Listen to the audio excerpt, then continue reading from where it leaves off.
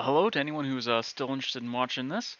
It's EU4 content, and tomorrow EU5 is coming out, as I'm well aware, and that's what pushed me to finally finish up this campaign that I started almost 7 months ago now. It is my Illinois true one-tag world conquest, one faith as Calvinist. Um, yeah, this is my first and I guess only one faith. My first one tag. I've done a world conquest before, but it was not a one tag. I had a lot of vassals. Um, And yeah, while I talk about the campaign, I'll turn on this timeline. I did it in a pretty interesting way. Oh, as the Fifth Monarchists. If you know what the Fifth Monarchists are, I'll come back to that later. But yeah, that was one of the coolest parts about it. So I started off as England, obviously to get Fifth Monarchists, and that was kind of my goal from the outset. I thought it would be kind of funny to not just do an Illinois world conquest, but an Illinois Calvinist world conquest, and as a almost a doomsday cult that the Fifth Monarchists were. Not really. I wouldn't say doomsday cult. More like they were prophesying the end times.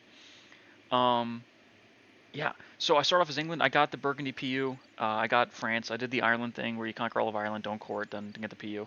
The pretty much the only big piece of luck I had in this campaign, beside obviously, I guess you can almost force Burgundy nowadays, um, was that I got a Lancaster, who I stayed as, on the throne of Castile. So I was able to PU them pretty early on. Unfortunate for me, they were allied to Portugal, or maybe they already have, I don't know. And I was not able to take Granada. So you'll see that I only took those two provinces. Was not able to get Granada for the Alhambra pretty early on. I got them eventually, which is really all that matters. I got them before I started doing the actual big blobbing bits.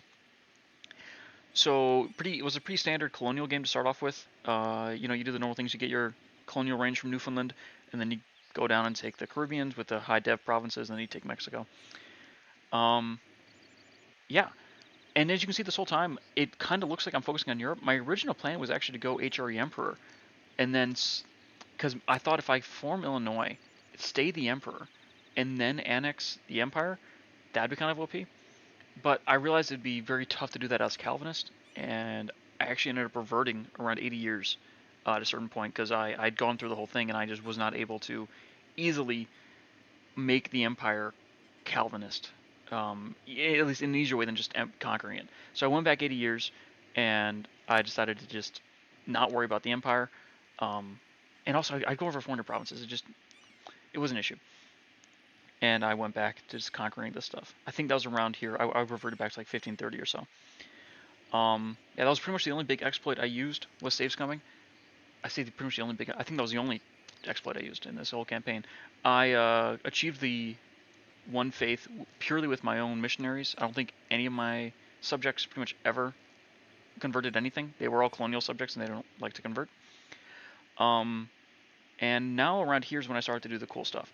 So if any, the way that you do the Fifth Monarchists, you need to be in the Civil War, the English Civil War event chain, and then a meantime to happen, a 50 years event might happen, where you need to have less than 400 provinces. So that's how you gotta get the event. The way you win the event is within a certain amount of time, you have to then conquer and bring yourself up to 1,000 provinces, so another 600 provinces. You have 100 months, and every time you end a peace deal, you get an extra month on top of that. So that's a really hard challenge to do. Obviously, 100 months plus the extra things in peace deals for 600 provinces, that's really tough. I realized though, it only takes your own provinces into account. So me as England, I only had 390 whatever provinces. My subjects had many, many, many more, and that fit right into what I wanted to do. Obviously, my whole goal was to do an Illinois one faith. So I thought this is perfect because I can just form Illinois, annex all my stuff, and get over 1,000. The issue is usually you lose all your old world provinces when you do that. When you form Illinois, you lose all your old world; they become independent. So I snaked. You can see here me snaking all the way over. It happens a little bit slower, I guess. All the way over to Australia, and right here is the only place where a new world province, quote unquote, borders an old world province. You can give Australia all of your old world stuff, and then when you become Illinois, you annex Australia. So that was what I did. I got into in around the 1600s. I'll go up to speed too. I got into the English Civil War event chain, and then originally I didn't want to save scum to get it, but I ended up having to save scum 17 times to get the event. Again, meantime to happen 50 years. I save scum the same 10 years over and over again. So I save scummed 170 years worth of gameplay, and over and over and over to get a 50-year event. I mean, I hope EU5 doesn't have, entire government types like this locked behind something that rare. In most campaigns, you will never see the Fifth Monarchists event pop up, period, let alone an AI take it. Or the player to be prepared to take it. So, again, I finished up the New World.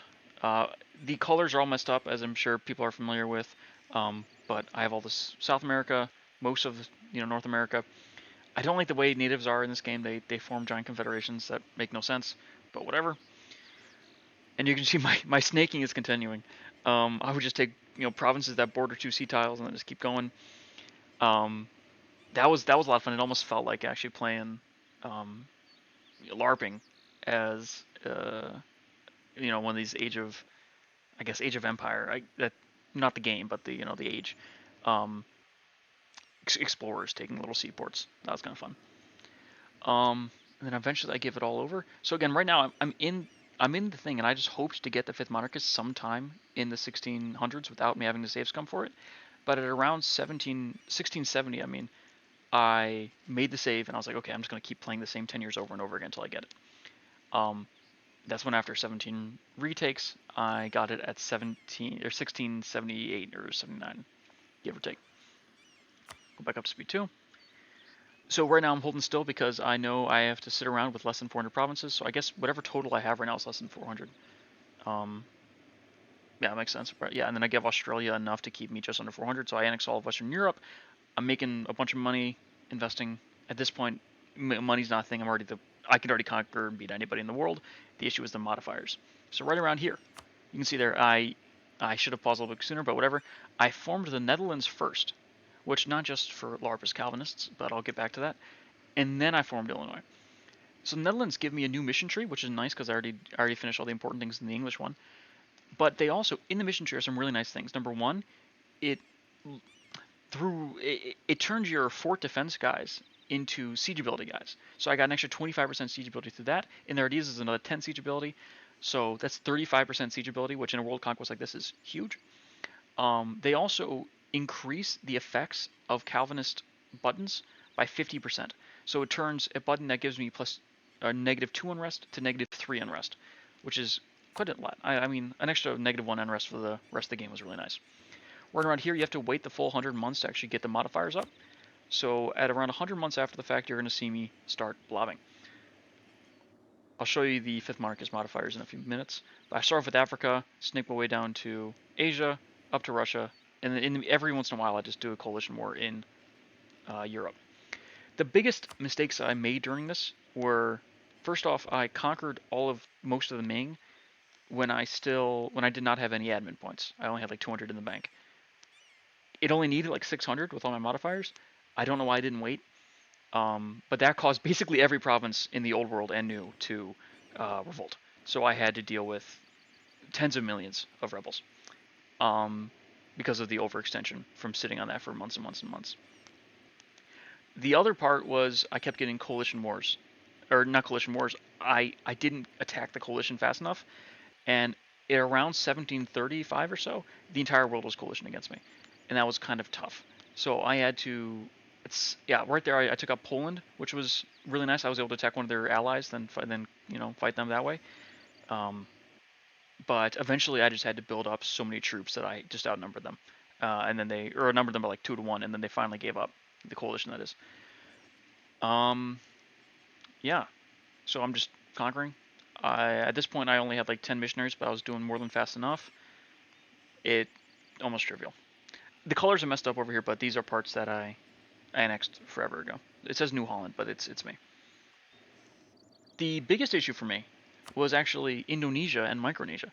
Every one of these provinces was like a level 9 fort, and somehow they had the entire modern population of these islands garrisoned in a fort. So that's pretty tough. More annoying than tough. So the last country I left alive was actually Russia.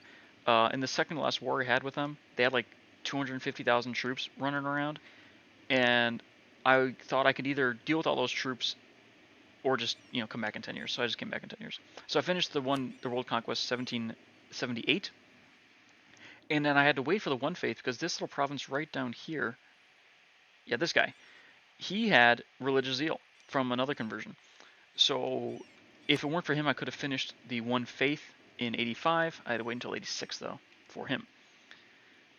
So yeah, there we go. Illinois, Western Europe, Illinois. Again, it's a true one faith, true one tag, only with my own missionaries. Here's all the modifiers used for missionaries. I think this is the max amount of missionaries you can get in the game.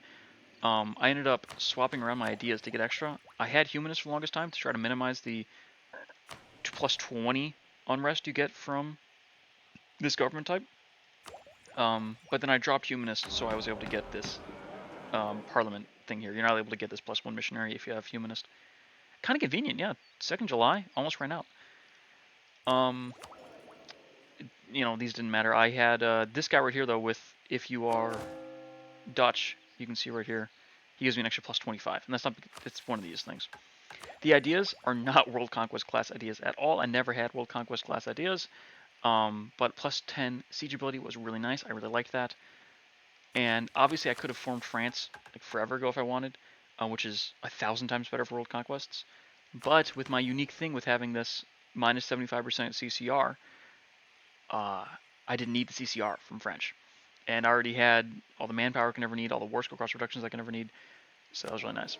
And it is kind of goofy being a Calvinist patriarchate. I mean, the only church with a theoretically Calvinist theology and an episcopal structure is the Anglican Church. But calling them Calvinists is not really, barely. I guess by technicality only.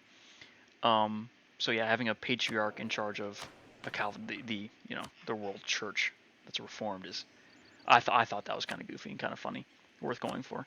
Here are the reforms I went for. So yeah, fifth monarchist is the coolest part about this. The state is in the hands of the fifth monarchists. Only those who are saved in the eyes of the Christ are worthy to govern the state into its fifth and last millennium. So you can see all those great little modifiers there. Another plus 1 missionary. Had to take head of the Reformed Church. I won Marines just because of how much island hopping I was going around, but usually I would want to go for military engineering for the barrage cost.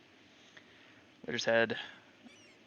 I want theocratic democracy not just for the parliament to get rid of the nobility for the crown land, but also for the -1 unrest. And it goes without saying, having this plus 1 missionary, I only ended up using it for the past 10 years of the game, but it was still nice to have. Nice to know I could have that in the background if I were to lose somehow, or not be on track. Oop, wrong thing. You have to do priestly autonomy for the 2.5 admin efficiency. It's just so good at that point in the game. Yeah, since forever ago, I've been having essentially infinite money. I've been at the cap for as long as I can remember. Technology doesn't matter anymore. My ideas, I originally had the, expansion and exploration. But then I dropped those after I'd finished all the colonization, naturally. I also had humanist to try to mitigate the thing, but I dropped that again for this thing. It did not matter too much. I took infrastructure in the past 10 years also, after I finished the world conquest, just for the, as a policy here, right here, for an extra plus 1 missionary. So, who knows why. Yeah. So, I plan on making a more in-depth video when I started this campaign 7 months ago. Actually going into all the different things and showing pictures from all the different steps of the campaign. But at this point, I'm just happy I finished it before EU5 came out. So if anybody cares enough about EU4 still to ask any questions, I'll try to answer anything in the comments, but I doubt it. So anyways, I just hope you all have a good day.